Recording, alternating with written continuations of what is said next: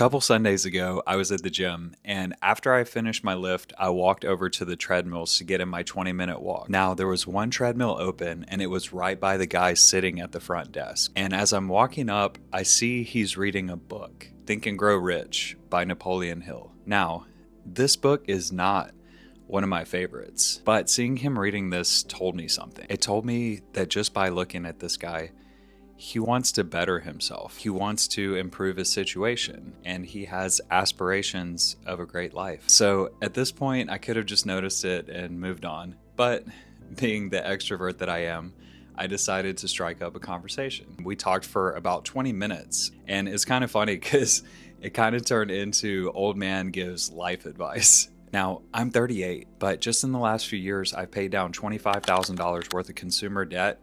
I've crossed six figures in my portfolio, and I've developed myself into an elite seller and developed the best physique of my life. But that all happened just in the last few years, okay?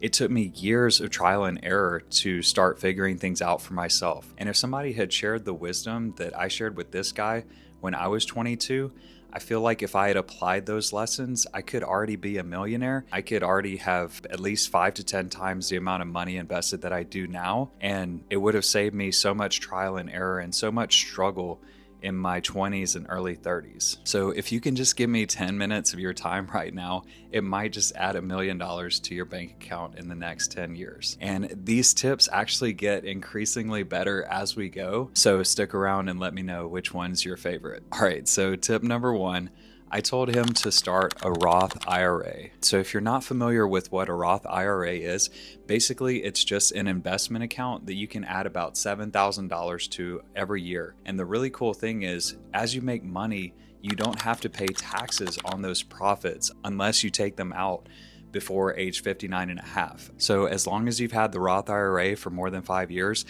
and you take the money out after age 59 and a half, there's no taxes. However, just think about this. There's like a whole nother side of this that most people don't even look at, okay? If you have your money in a Robinhood account, all right, and let's say you invest in a stock called SoundHound and you put in 1,000 shares, $2 each, okay?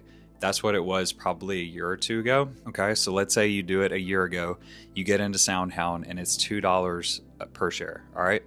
You invest that money and then you look up 11 months from then and that stock is actually $24 per share. You're like, dude, I got to sell some profits. All right. So you sell your whole position. Let's just say that for the simplicity of it, you have $24,000 now. All right. You just made $22,000 in profit in 1 year. Okay. Now, capital gains tax on that would be 30%, okay? Because that's short-term capital gains, okay? So you would owe about $7,000 to the IRS for that money that you made, okay? Now, if that money were in a Roth, you wouldn't owe any taxes.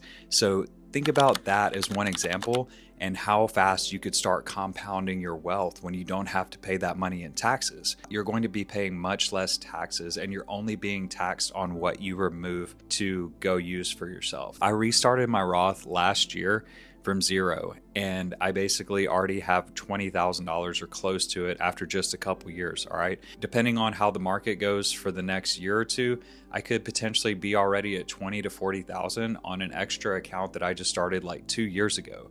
So just think about that. If you start that when you're in your early 20s and you start putting in like 5,000 per year, let's say you started when you were 22 and you go to age 38, that's like 16 years. And you put in 5,000 per year, that's going to be $80,000 that you contributed over the last 16 years, okay? Just in cash. Now, think about it this way. Since just a few years ago, the S&P 500 has already 3x'd. Like just in 2020, the S&P 500 was around $200 per share. Now it crossed 600 this year. So the S&P 500 has already like 3x'd since that time, okay? And that's just in the last 5 years. Think about all the gains that could have come before that. If I had just been putting in $5,000 into the S&P 500 for 16 years and just letting that money just run with the market, even with the ups and downs, it'd probably be $300,000 to like close to $1 million already just for starting a Roth IRA. And that's not even all the other things you could have invested in the meantime. Like, there's so much potential, which brings me to my second point. Now, starting a Roth is crucial, but actually generating that income to be able to contribute to a Roth every year is really important as well. So how do you do that? Tip number 2 is to pick a high value skill and then just become elite at it. All right. Now, the reason that this is important is because this guy at the gym, he was about to graduate in business. All right. And what I told him was, whenever I graduated with my degree in international business, I actually felt lost. Like, all I felt like I had was a piece of paper, because I felt like I had no skills and no direction for my life. I didn't know what to do. I didn't know what my next step was. And as a result, I spent several years failing and trying to find my path before starting to finally find some success in a retail management job. And he actually said he felt kind of the same way, like he was just doing it for the piece of paper. But he said he really likes sales.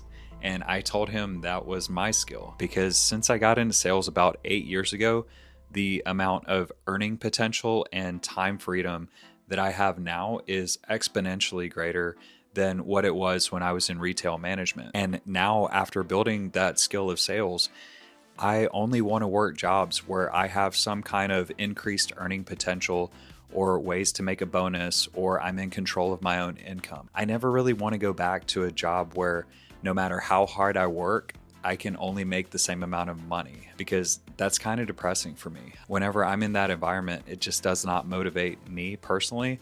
I need to have some kind of income correlation directly tied to my results. So do you agree with that or disagree? Let me know in the comments what you think. So what is your skill that you're working on? Because if you pick a skill like sales and you become outstanding at it, the thing is, there will always be demand for you in the marketplace. Whenever you think about yourself in terms of, I do this job and it's not necessarily tied to a skill, that kind of means you're replaceable. Because if there's another person or thing that can do that job better than you, then you become replaceable. Okay. But if you have a skill, there will always be people that need that skill in the marketplace. Okay. So I know AI is threatening a lot of jobs right now, but I actually do see sales as having a longer runway than most other industries and skills like that. So tip number 1 and 2 are huge, and I think you can achieve great success with just these 2. But if you apply this third one, you will be unstoppable. So tip number 3, you need to have a long-term mindset and realize the power of the compound effect. Now, if you've never read The Compound Effect, this is a book that I listened to in 2020, and it actually ended up being the most successful year of my life up until that point. So I had an amazing year at work. I had a side hustle that I started in 2019, and I 20x'd my revenue from 2019. My wife and I bought a house, and we got married all in the same year, and we paid for most of that with money that we made in 2020. I read that book to start the year, and like I said, it ended up being such a great year for me in my life. And I actually attribute most of the success I've had in the last 5 years to reading this book. See, a lot of people think that success comes from just taking massive action, okay? And the thing is, you can take massive action, but eventually you're going to burn out. Like, unless you're Alex Hormozy or something, like, he is the exception, not the rule. You know what I mean? Like, working 12 to 14 hour days every day, like, some people can do that, yeah. But most people are going to burn out, and it's just not really sustainable. And people think that I'll put off doing something until I can take the amount of action that I think is required to do this. And what happens is months and years end up going by and you haven't made any progress whatsoever. You would actually be better off by doing a sustainable amount of something and just doing it repetitively over a long period of time, because that's actually how most people achieve success, is small amounts of action done consistently over long periods of time. And at first you don't even see progress. And that's why most people give up, because they can't see the progress. They want instant results. But instead, if you stick with that, then you look at the results over months In years, that is when you actually see success, and that is actually when you see progress. I actually subconsciously applied this principle to myself to get in the best shape of my life, because I could never figure out fitness. But then just when I started doing a 10-minute workout every single day, it actually made more progress for me than trying to go to the gym hard for 2 weeks, then burning out, and then taking 2 weeks, getting back on track, and then going back for another 2 weeks, and then going through this cycle. Just by doing a 10-minute sustainable workout every single day, I was actually making more progress. I'm currently on this goal of becoming a millionaire, and I started when I was 34, I think. So I basically want to achieve that goal before age 43. And I feel like it's taken me 5 years of just trial and error to start figuring things out. But I've crossed the 6-figure mark. I've almost got to 150K once at the peak of the markets.